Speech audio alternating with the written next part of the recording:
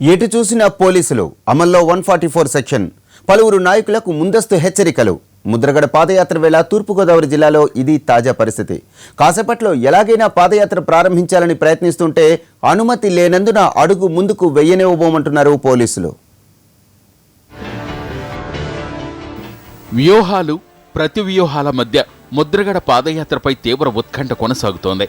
ఇవాల్టి నుంచి చెలో అమరావతి పాదయాత్రకు కాపులు సిద్ధపడుతుండగా ఎట్టి పరిస్థితుల్లోనూ కదలనిచ్చేది లేదని కాపు కాసుకుని కూర్చున్నారు పోలీసులు.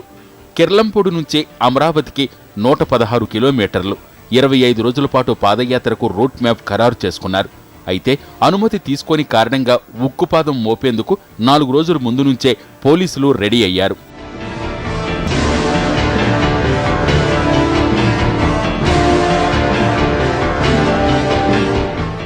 తూర్పుగోదావరి జిల్లా వ్యాప్తంగా 5,000 మంది పోలీసుల్ని మోహరించగా ఒక్క కిర్లంపూడిలోనే 2,000 మంది ఉన్నారు. ఇప్పటికే గ్రామాన్ని తమ అధీనంలోకి తెచ్చుకున్నారు. ముద్రగడ ఇంటి వద్ద సీసీ కెమెరాలను ఏర్పాటు చేశారు. అటు జేఏసీ నేతల కదలికలపైన నిఘా పెట్టారు. 144 సెక్షన్ కొనసాగుతోంది. అటు ఊళ్ళోకి రావాలన్న గుర్తింపు కార్డుని తప్పనిసరి చేశారు. డీఎస్పీ స్థాయి అధికారి పర్యవేక్షణలో ఎక్కడికక్కడ చెక్పోస్టుల్ని ఏర్పాటు చేశారు. ఈ ఉదయం పాదయాత్ర ప్రారంభం కావాల్సిండగా ఒకవేళ పోలీసులు అడ్డుకుని హౌస్ అరెస్టు చేస్తే దానికి కూడా వ్యూహాన్ని సిద్ధం చేసిందే ముద్రగడ బ్యాచ్. పోలీసులు ఊరు నుంచి తిరిగి వెళ్లిపోయే మరుక్షణమే పాదయాత్ర ప్రారంభించాలన్నది వ్యూహంగా కనిపిస్తోంది.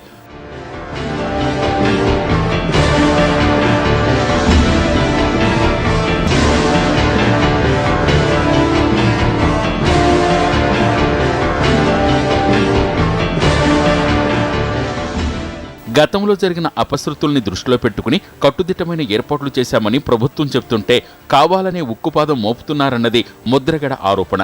మొత్తానికి ఇవాళ కిర్లంపూడి వేదికగా ఏం జరగబోతోందోనన్నది ఉత్కంఠగా మారింది. ఇచ్చిన హామీ ప్రభుత్వం నిలబెట్టుకోలేదన్నది ముద్రగడ ఆరోపణ.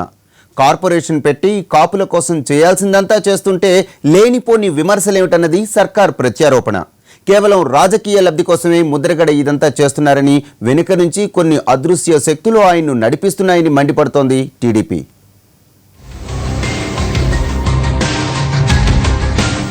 అన్ని రంగాల్లో ప్రాధాన్యత, రిజర్వేషన్ల కల్పన, ఇదే డిమాండ్తో తెర మీదకొచ్చింది కాపు ఉద్యమం. గతంలో తునిలో చేపట్టిన నిరసన హింసాత్మకంగా మారింది. దీంతో టీడీపీ సర్కార్ కొన్ని హామీలను ఇవ్వడమే కాకుండా కాపు కార్పొరేషన్ను ఏర్పాటు చేసి నిధులు కేటాయించింది. ఇటు రిజర్వేషన్ అంశానికి సంబంధించి మంజునాథ కమిషన్ కూడా తన కసరత్తు కొనసాగిస్తోంది. వీలైనంత త్వరగా నివేదిక ఇవ్వాలని ఇటీవలే ప్రభుత్వం కూడా సూచించింది. మరోవైపు ఇదంతా ప్రభుత్వాన్ని దెబ్బతీసేందుకు జగన్, ముద్రగడ లాంటి వారు కాపులను రెచ్చగొట్టే ప్రయత్నం చేస్తున్నారని టీడీపీ ఆరోపిస్తోంది. ఇలాంటి యాత్రల వల్ల ఆ సామాజిక వర్గానికి ఎలాంటి ఉపయోగం లేదని, ఇప్పటికే 84,000 మందికి కాపు కార్పొరేషన్ ద్వారా రుణాలు ఇవ్వడం జరిగిందని, ఈ ఏడు మరో 60,000 మందికి పైగా రుణాలు ఇవ్వడమే లక్ష్యంగా పెట్టుకున్నట్లు చెబుతోంది ప్రభుత్వం. మరి ఈ పరిస్థితుల్లో కాపులు, బీసీలు అందరూ కూడా చంద్రబాబు పక్షాన్ని వెళ్తే నాకు రాజ్యాధికారం ఈ జన్మలో రాదు, అందుకే ఏదో ఒకటి కుట్ర పన్నాలన్న ఉద్దేశంతో ఈ రోజున జగన్మోహన్ రెడ్డి కొంతమంది సెకండల్ని అడ్డం పెట్టుకుని ఈ రోజున కాపుల దగ్గరికి వెళ్ళి మరి బీసీలు మీకు అడ్డుగా ఉన్నారని, బీసీల దగ్గరకు వచ్చి కాపులు వస్తే మీకు ప్రాధాన్యత రాదని రెచ్చగొట్టి ఈ రాష్ట్రంలో కులాల మధ్యన చుచ్చు పెట్టేటటువంటి కార్యక్రమాన్ని చేస్తూ ఉన్నారు. అయితే ఇచ్చిన హామీలను నెరవేర్చడంలో సర్కారు విఫలమైందంటూ పాదయాత్రకు సిద్ధపడ్డారు ముద్రగడ. ప్రభుత్వం మాటలకు మాత్రమే పరిమితమైందని, చేతల్లో ఏమాత్రం కనిపించడం లేదన్నది కాపు నేతల ప్రధాన ఆరోపణ. ఇటు టీడీపీ వ్యాఖ్యల్ని తీవ్రంగా తప్పుపడుతోంది వైసీపీ. ఇచ్చిన హామీలు నెరవేర్చాలని పాదయాత్ర చేస్తే అది విద్రోహ కార్యక్రమం ఎలా అవుతుందని ప్రశ్నించారు అంబటి రాంబాబు.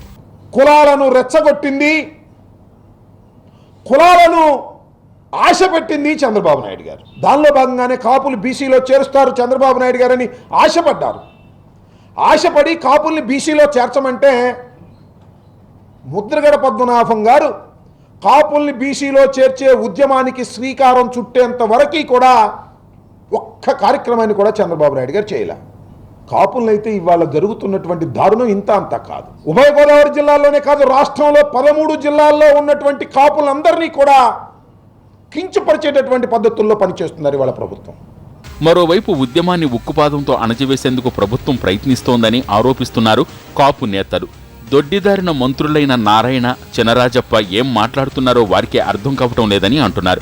ముద్రగడ పద్మనాభం గారు వెనకాల ఎవరు లేరు, 60 మందో 70 మందో ఉన్న చెప్పిన నిమ్మకాయల చినరాజప్ప గారికి సిగ్గేస్తుందో లేదో కూడా తెలియట్లేదు. ఎందుకంటే హోంమంత్రి ఆయన, హోంమంత్రిగా ఎవరో లేనన్నప్పుడు 13 జిల్లాల్లో పికెట్లు ఎందుకు పెట్టాడు? కిల్లంపీడిలో సుమారు 6,000 మంది పోలీసులు ఎందుకు పెట్టాడు?